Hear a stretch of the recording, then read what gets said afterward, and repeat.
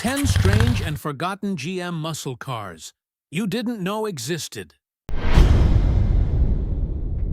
Most muscle car fans know the Camaro, Chevelle SS, and GTO, but what about the forgotten GM legends that slipped through the cracks?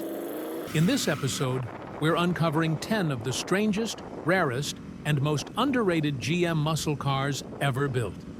These hidden beasts packed big block power, bold engineering, and wild performance, but were buried by timing, politics, or silence.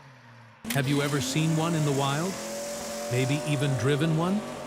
Drop your story in the comments. Like and share if you love sleeper muscle, and don't forget to subscribe to Muscle Car Masters for more lost V8 legends.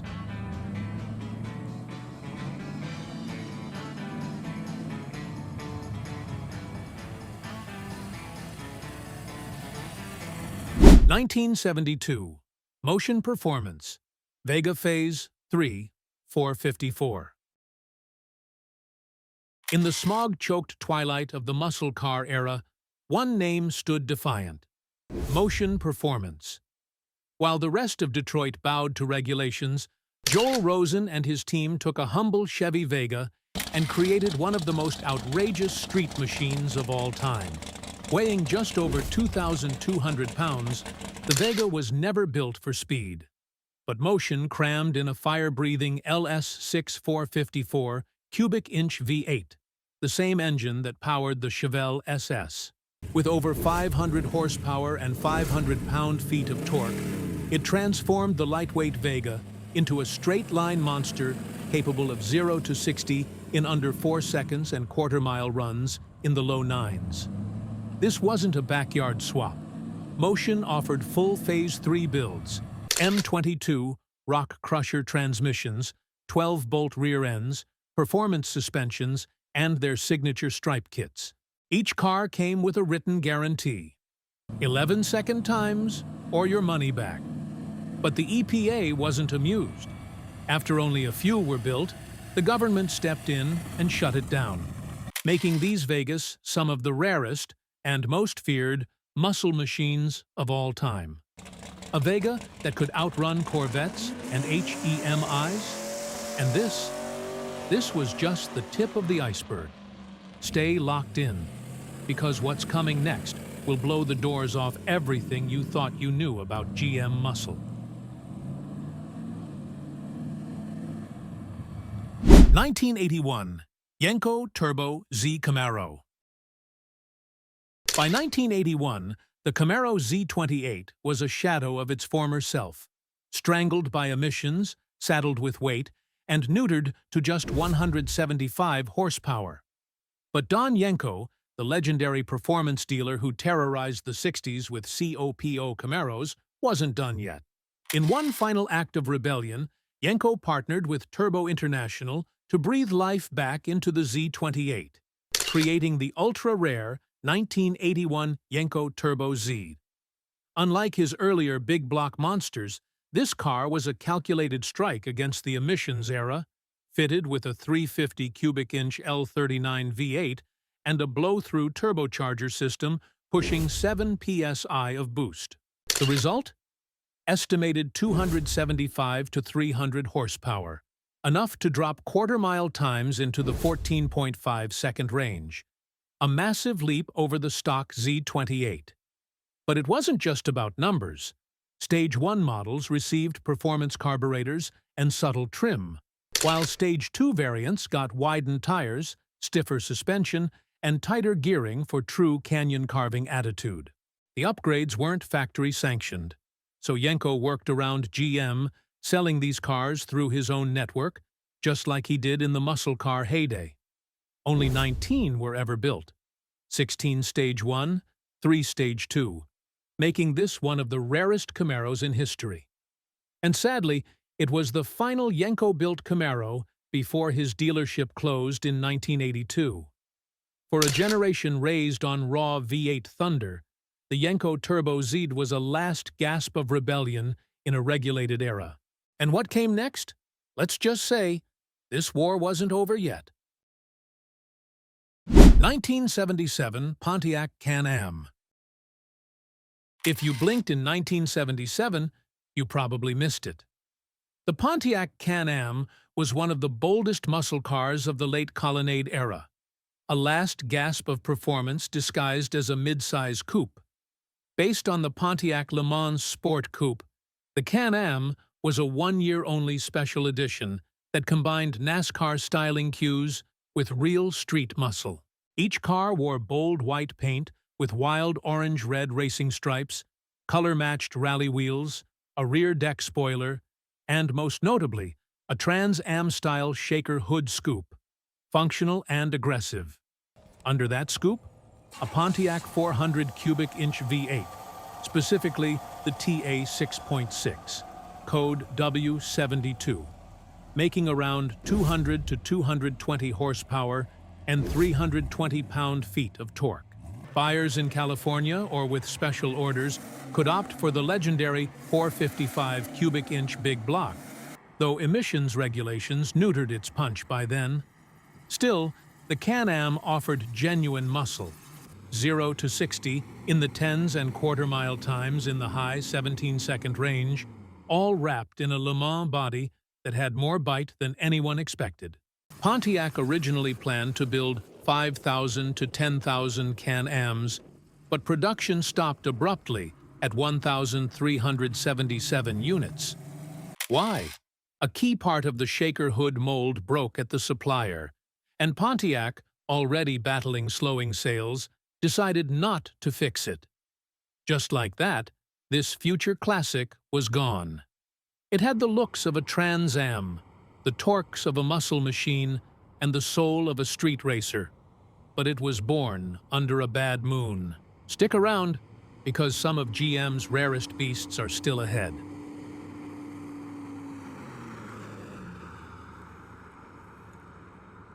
(1991) Pontiac Firebird Firehawk SLP. By 1991, most muscle car fans had written off the Firebird. Smog rules, insurance hikes, and platform fatigue had drained its fire. But behind closed doors, something wild was stirring. Enter the 1991 Pontiac Firebird Firehawk, a creation not of GM Corporate, but of a rising performance outfit called SLP, Street Legal Performance. The result? A machine so fast, so focused, it scared the very brand that birthed it.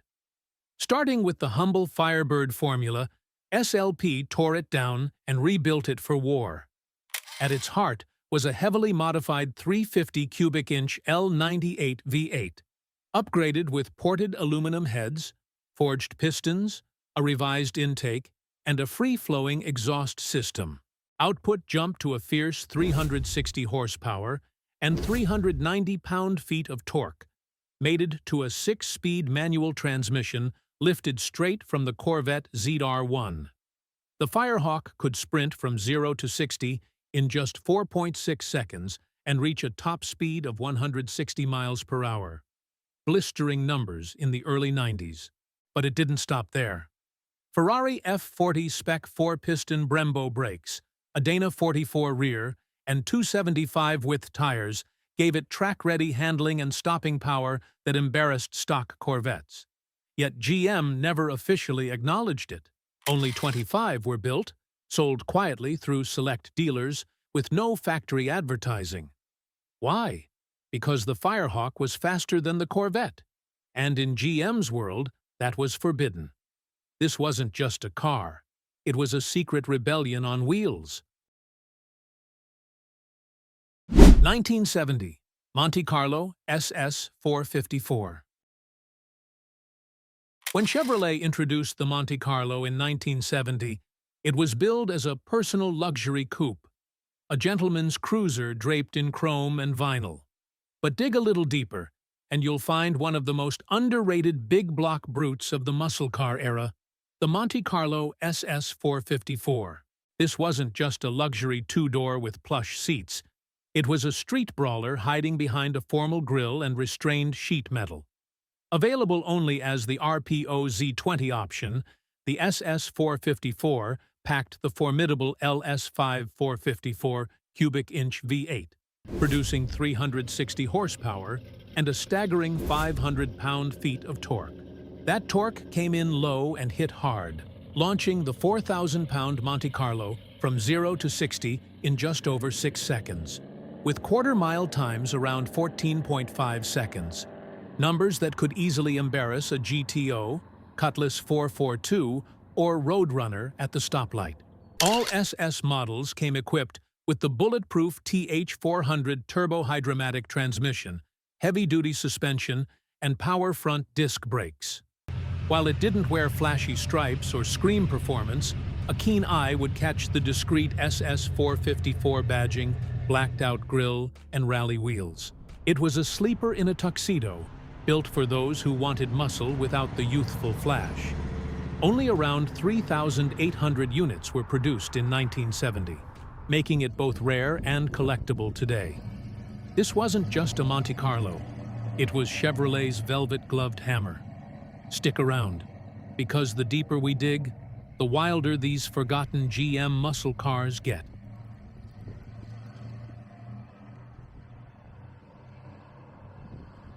(1973 to 1975). Hurst Olds W-30.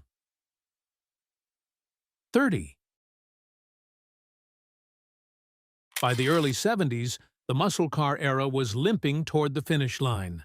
Emissions controls, insurance premiums, and the looming fuel crisis had drained the horsepower from nearly every showroom. But not everyone surrendered. The Hurst Olds W-30, introduced in 1973, was Oldsmobile's way of saying, "We're not done yet." Based on the new Colonnade-style Cutlass, the Hurst Olds blended luxury and performance into a bold, tire-smoking statement. At its heart was the legendary 455 cubic-inch rocket V8, delivering between 270 to 300 horsepower, SAE net, and well over 390 pound-feet of torque. That power was fed through Hurst's iconic dual-gate his and hers shifter, giving drivers the choice of smooth automatic cruising or ratchet-style manual gear selection. True hot rod flair wrapped in a high-back bucket seat coupe. It wasn't just a cruiser, it had real street attitude. Visually, it was unmistakable. A massive functional hood scoop sat dead center, feeding fresh air to the beast below. Gold and black or white and gold two-tone paint schemes, accented by Hurst stripes and badges, made it clear this wasn't your neighbor's Cutlass Supreme. Chrome rally wheels, a rear deck spoiler, and special interior trim rounded out the package. In 1973, only about 2,535 units were built, making it one of the rarer factory street bruisers of its time. Even as regulations tightened, this Olds kept its fists up. Coming up next, a forgotten Buick with NASCAR bloodlines and big block thunder. You don't want to miss what's waiting down the road.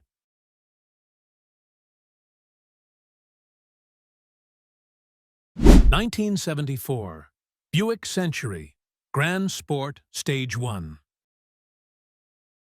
By 1974, the muscle car world had become a minefield of compromises. Insurance rates were sky-high, smog equipment was strangling engines, and performance took a back seat to comfort. But Buick wasn't ready to surrender. Quietly, they dropped a bruiser into their mid-size lineup, the 1974 Century Gran Sport Stage 1. At first glance, it looked like just another colonnade-bodied personal coupe. But under the hood? That was a different story. The heart of this beast was the legendary 455 cubic-inch Stage 1 V8, conservatively rated at 245 horsepower and 380 pound-feet of torque. Sure, on paper it looked tame, especially compared to earlier GSX figures, but don't let the net ratings fool you. This engine was still a torque monster, capable of launching the heavy Buick through the quarter-mile in the low 15-second range, faster than many thought possible for 1974. And with a few minor tweaks, headers, timing adjustment, carb tuning, it could rival the brute force of early 70s legends. The Stage 1 package added more than just engine muscle. You got heavy-duty suspension, a performance axle ratio, and firm shifts from the Turbo 400 transmission. It was a true sleeper. No wild stripes or spoilers, just a smooth mid-70s shell hiding serious strength. Production was limited, and few buyers knew what they were getting. Today, the 1974 Century Gran Sport Stage 1 remains a forgotten gem, a last roar from a brand that once mastered the art of quiet intimidation.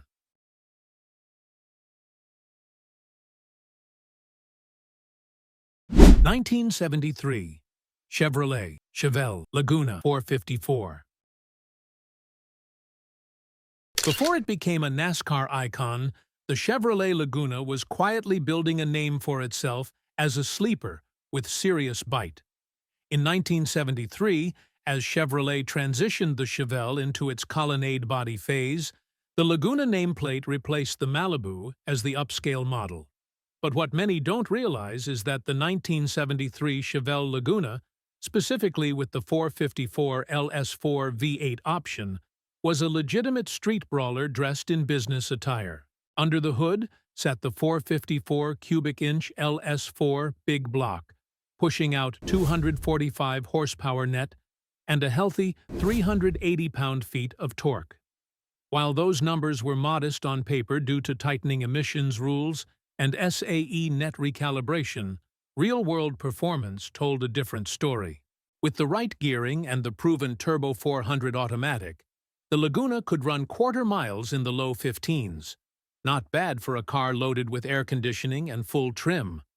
What truly set the 1973 Laguna apart was its handling. Chevy gave it an upgraded suspension setup, radial-tuned ride, and a unique urethane nose that hinted at things to come. That rounded front fascia, engineered for improved aerodynamics, would later evolve into the S3 version that dominated NASCAR's high banks.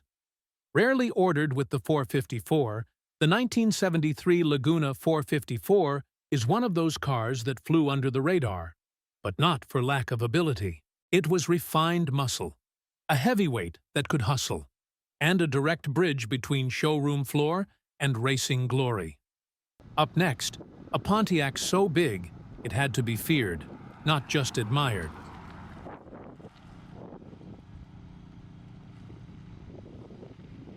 (1969) Pontiac Executive 428 HO.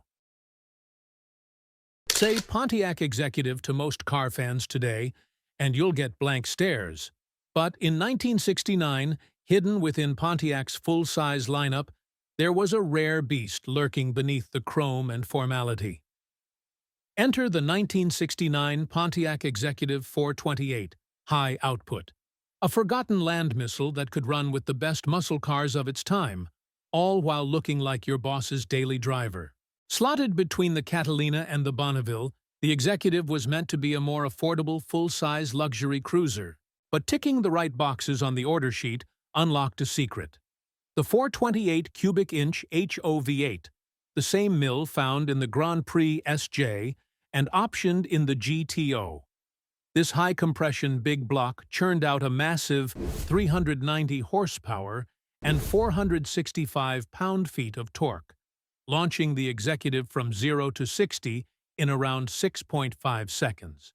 Astonishing for a car weighing over 4,200 pounds. Pontiac didn't market it as a performance car. There were no stripes, no shaker scoops, no drag strip posters, just a discreet badge, a bench seat, and enough torque to smoke the rear tires on command. It was a muscle car for grown men, subtle, smooth, and brutally effective. Very few 428 HO Executives were ever built, and even fewer survive. That makes this car one of Pontiac's best-kept secrets. A true GTO in a tuxedo, built to fly under the radar. Coming up next, Oldsmobile's last gasp of street muscle, hidden in plain sight.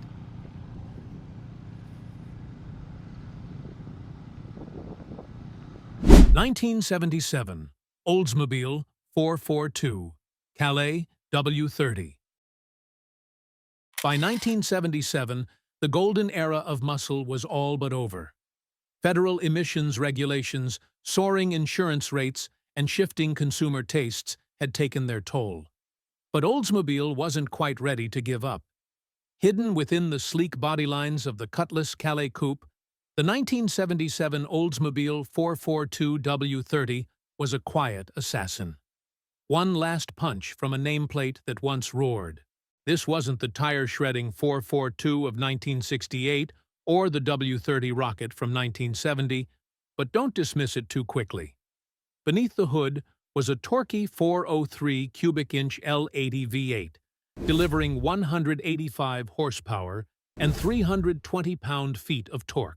Mated to a reliable TH350 automatic transmission, the 442 could still move, turning in quarter-mile times around 16 seconds, which, for the smog-choked era, wasn't half bad. The W-30 package brought more than just a badge. You got a dual snorkel air cleaner, firmer suspension, heavy-duty cooling, and a limited-slip rear. While the body was all Calais luxury, with opera windows, plush interior, and clean-cut styling, the drivetrain still had roots in performance. It was muscle in a tuxedo, and very few people recognized it for what it was. This 1977 model marked the final year the 442 rode on the mid-size A-body platform before GM's massive downsizing in 1978. After that, the 442 became more of a trim level than a true performer. But in this final form, the Calais W-30 still had a beating heart, and a legacy worth remembering. And that's a wrap on 10 of the strangest and most underrated GM muscle cars ever built. Which one surprised you the most? The turbocharged Firehawk? The outlaw Motion Vega? Or maybe the sleeper Pontiac Executive? Let us know in the comments. We want your take. Hit that like button if you love forgotten muscle, and share this with a fellow gearhead. Don't forget to subscribe to Muscle Car Masters for more lost legends, hidden horsepower, and untold GM stories. We're just getting started. The next forgotten beast might be your favorite.